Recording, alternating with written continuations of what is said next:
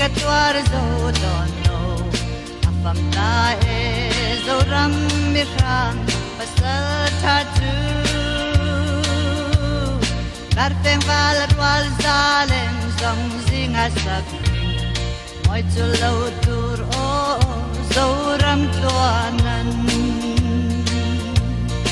i oyang o saleng lung rwal zong pen kan ram riang vai parang ki buleturin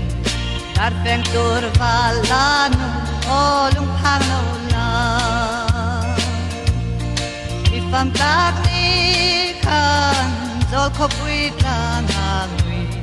lalmang bang kwa ta fam ni po asang below loi tinul bang thelo za leng zong zong te sai voran rel thelo o bo ar zong ten sak ruangane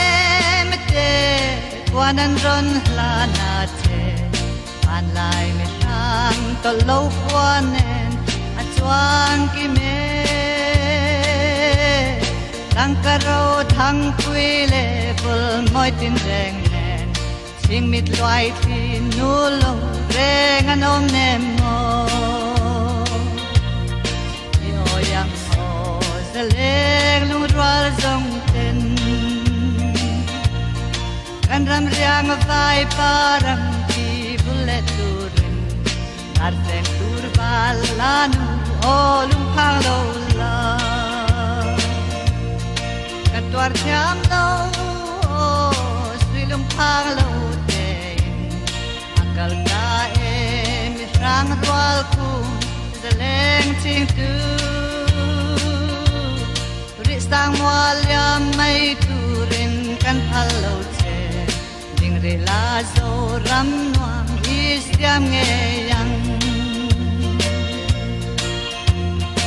isten bangin o lalpa mal min som la malwal mi kan isten luangin kan ram abom kalvari tang tisten lui puya yang par arsi chung patian kangai bong bong di oyang o zaleng lurwal zong ten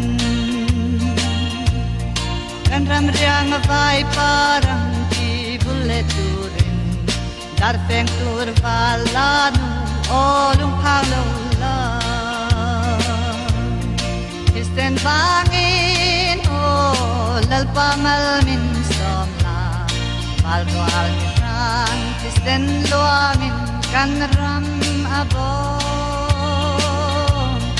kalvari tlang tisen lui puya yang par arsi chung patian kangai bong bong di oyang o zaleng lung rwal zong ten kan ram riang vai parang buleturin karteng tur balanu o lung phang lo la karteng tur balanu o